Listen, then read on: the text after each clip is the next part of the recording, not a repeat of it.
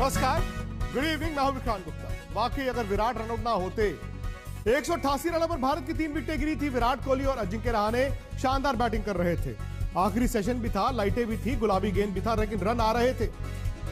लेकिन वहां पर विराट कोहली रन आउट हो गए। ऐसे रन आउट हुए कि उसके बाद भारत की पारी बिखर गई।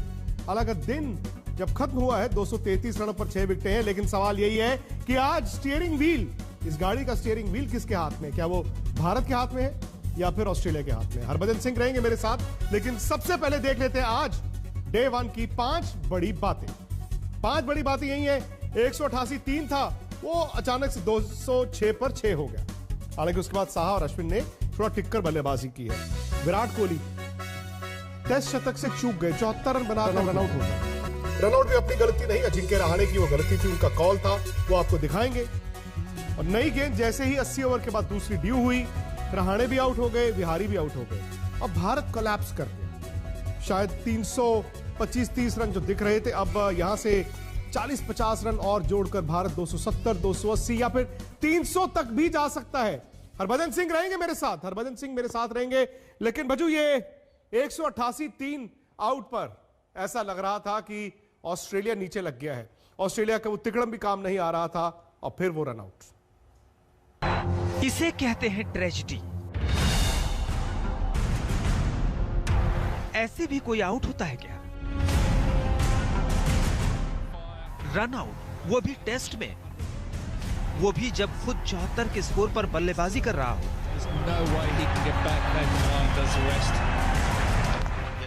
वो भी तब जब नॉन स्ट्राइकर एंड पर। फिर देखिए, रहाणे ने लॉयन की इस गेंद को सीधे फील्डर के ही हाथ में खेला। न जाने क्या सूझी कि 4 कदम दौड़ गए। विराट ने उनकी कॉल को फॉलो किया और यहां कांड हो गया।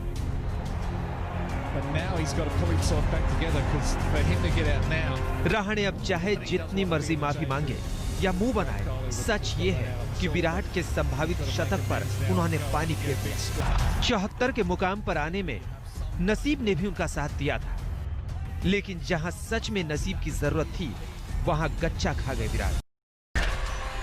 22 नवंबर 2019 से 17 दिसंबर 2020 तक एक भी शतक नहीं। किस संकट में फंस गए हैं विराट? यहां तो ऐसा कोई संकट भी नहीं था, मस्त खेल रहे थे विराट। आंखें सेट होने के बाद कंगारू गेंदबाजों की अच्छी खबर ले रहे थे। वैसे भी इस मैदान पर उनका कद विराट सम्राट जैसा ही है। इससे पहले 5 इंटरनेशनल मैचों में वो यहाँ 4 शतक जमा चुके हैं। 5वां सामने दिख रहा था। आते आते रुख मोड़ गया मानो। खैर, ये विराट की पारी ही है जिसने भारत को पहले ही दिन भारी परेशानी से बचा लिया। आज तक वे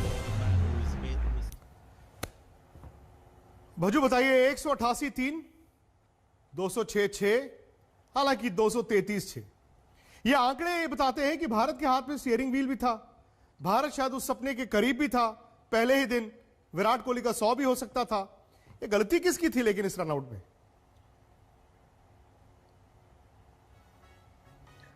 देखिए, गलती तो मैं कहूंगा कि अजिंक्य रहाणे का वो कॉल था, और उन्होंने जब वो कॉल किया तब वो 2-3 कदम आगे भी आ चुके थे। और विराट, हम जानते हैं कि वो बहुत अच्छा बैक करते हैं, और उन्हीं की अपने पार्टनर का जो कॉल सुन के वो बहुत आगे निकल गए थे। तो गलती मैं कहूँगा कि अजिंक्य रहाणे की वहाँ पे थोड़ी सी ज़्यादा मानी जाएगी, क्योंकि अगर वो कॉल कर रहे हैं तो फिर वो भागना चाहिए था। फिर वो मिस अंडरस्टैंडिंग जो हुई है बीच में, उसमें बहुत बड़ा विकेट जो है वो ऑस्ट्रेलिया को मिल गया। जो विराट कोहली सेट खेल रहे थे, लग रहा था उनका शतक भी बनेगा, और 300 350 का आंकड़ा जो है, अगर विराट कोहली खुद खड़े रह के पार करवाते तो मुझे लगता है कि टीम का जो पूरा का पूरा स्कोर होता तो कहीं ना कहीं 350 के ऊपर होता। तो अभी लेकिन सिचुएशन ऐसी आ गई है कि 6 विकेट गिर गए हैं, आपके 230 के करीब रन है। तो अगर सुबह जल्दी पहले नए बॉल के साथ अगर आपके ने विकेट नहीं गंवाए, तो एक आशा जागती है कि आर अश्विन बैटिंग कर सकते हैं, साहा बैटिंग कर सकते हैं। बट ये देखना होगा क्या वो 100 या 150 रन और जोड़ सकते हैं। पर अगर 100 या 150 रन नहीं जुड़ते हैं तो फिर आपने डेफिनेटली वो जो अच्छा टॉस जीता हुआ या वो अच्छी पार्टनरशिप की हुई विराट की, उस पे आपने पानी फेर दिया। सही बात है, मुझे भी यही लग रहा है कि आप 100-150 की बात कर रहे हैं, अगर यहाँ से 60-70 रन भी जुड़ जाएं तो भी गनीमत होगी, क्योंकि 300 रन भी अगर भारत बोर्ड पर लगा देता है तो कम से कम आपके गेंदबाजों के पास वो रन तो होंगे गेंद करने के लिए। चलिए आप ये देखिए विकेटें पृथ्वी शॉ को आज खिलाया गया। उम्मीद तो थी कि आज शुभमन गिल खेलेंगे, पृथ्वी शॉ ने वही गलती की, मयंक अग्रवाल भी उसके बाद आउट हो गए। उसके बाद पुजारा और विराट कोहली दोनों बैटिंग तो करते रहे भज्जू, और शायद सेकंड सेशन में भारत थोड़ा सा और डोमिनेट कर सकता था, शायद आप विकेट बचाने के लिए खेलते रहे, लेकिन पुजारा का आउट होना, रहाणे विराट की पार्टनरशिप इस दिन की बेस्ट पार्टनरशिप थी। दोनों ने इंटेंट भी दिखाया और रन के लिए गए। Virat कोहली's reaction will have to be seen. जी हाँ, बिल्कुल। देखिए पुजारा का जो एक गेम प्लान है वो यही रहता है कि वो बॉलर को थकाते हैं, बॉल को पुराना करते हैं, और ये पिंक बॉल के साथ टेस्ट मैच हो रहा है, ये याद रखिए कि ये नया बॉल बहुत इंपॉर्टेंट हो जाता है, और पुजारा तीसरी ही बॉल पे अंदर चले गए थे, तो उनका जो योगदान है आज के मैच में बहुत बड़ा है। बहुत सी बॉलें उन्होंने खेली हैं, थकाया है बॉलर्स को, बट जो उन्होंने मेहनत की है, मुझे लगता है कि अगर 180 के बाद 230 पे आप 6 देखते हो तो मुझे लगता है थोड़ा सा मेहनत पे पानी जो है वो फिर गया है। हालांकि ये उम्मीद यही है कि 300 रन का आंकड़ा जैसे आप भी बात कर रहे हो वो जरूर भारत को पार करना चाहिए अगर इस टेस्ट मैच में बने रहना है, क्योंकि ये पिच अच्छी है बैटिंग के लिए। जितना घास या इस चीज़ की बात कर रहे थे कि पिंक बॉल सीम होता है, उतना दिखाई दिया नहीं है। और ये भी बता देता हूँ कि एडिलेड में और अगर ऑस्ट्रेलिया में कोई बल्लेबाज के लिए सबसे बढ़िया पिच है बैटिंग करने के लिए तो वो एडिलेड है। तो यहाँ पे आपको 300 से चूकना नहीं है, 300 से जरूर आंकड़ा आपको पार करवाना ही होगा बाय हुक एंड क्रोक। सही बात है, और मनोवैज्ञानिक तौर पर भी होता है ना कि आप जब 300 रन बनाते हैं ऑस्ट्रेलिया में, इंग्लैंड में पहले इनिंग में, तो फिर ये कहा जाता है कि चलो आओ गेंद तो करेंगे। लेकिन आज के दिन के खेल में क्या क्या हुआ उस पर नजर डाल लेते हैं, क्योंकि ये दोनों सेट दिख रहे हैं। Brilliantly negotiated. Is it the end of play? लेकिन आज की कहानी अपसेट होने की ही रही। Yep, looks like it.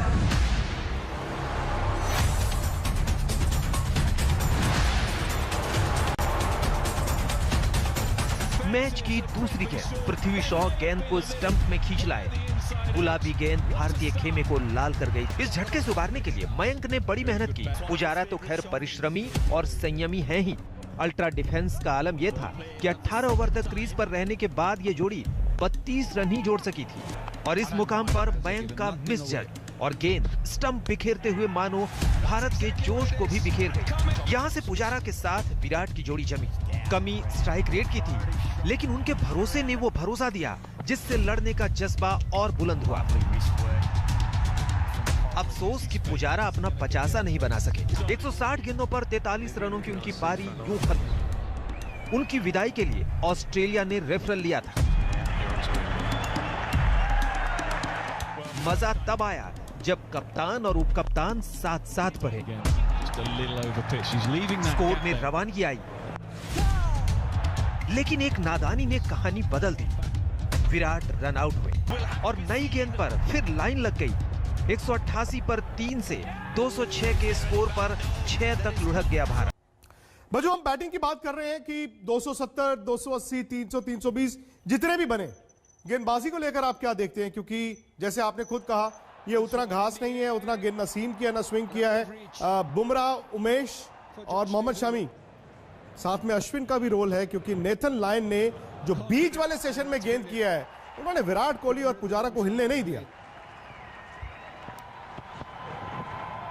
जी हाँ, बिल्कुल आपने मेरे मन की बात कह दी है कि Nathan Lyon he is been unbelievable.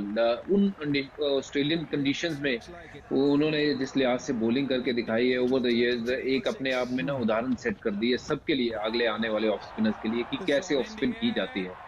और बात करें कि अगर फास्ट बॉलिंग की इंडिया के, तो देखिए 300 रन का पहले तो आंकड़ा आपको पार करना बहुत ज़रूरी है, क्योंकि 300 रन का जो प्रेशर है वो बोर्ड के ऊपर वो हमेशा आपको नज़र आता है जब आप बतौर बल्लेबाज वहाँ देखते हो अपने आप को।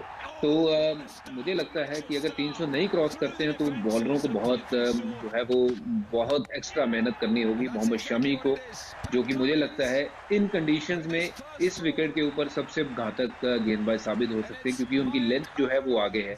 जसप्रीत ऑब्वियसली हम जानते हैं T20 फॉर्मेट या वनडे में बड़े अच्छे घातक बॉलर है, पर उनके ऊपर भी बहुत कुछ निर्भर करेगा।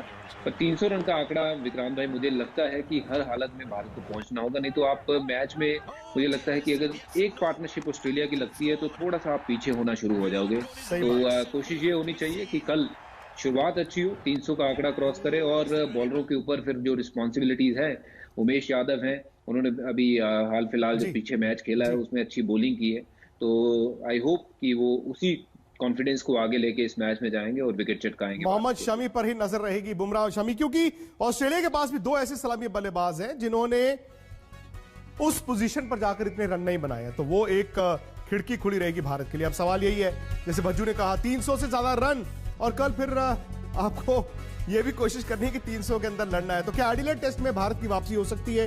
ये आज का सवाल है। रात 8 बजे आज का एजेंडा हमारे YouTube चैनल स्पोर्ट्स तक पर। अभी तक अगर आपने स्पोर्ट्स तक को सब्सक्राइब नहीं किया, फटाफट कर लीजिए, नोटिफिकेशन की घंटी भी बजा दीजिए। नमस्कार, मैं हूं अंजना ओम कश्यप। हमें उम्मीद है ये वीडियो आपको पसंद आया होगा। लेटेस्ट खबरों के लिए यूं ही देखते रहिए आज तक, और इस वीडियो के पसंद आने पर लाइक, शेयर एंड सब्सक्राइब करना ना भूलें।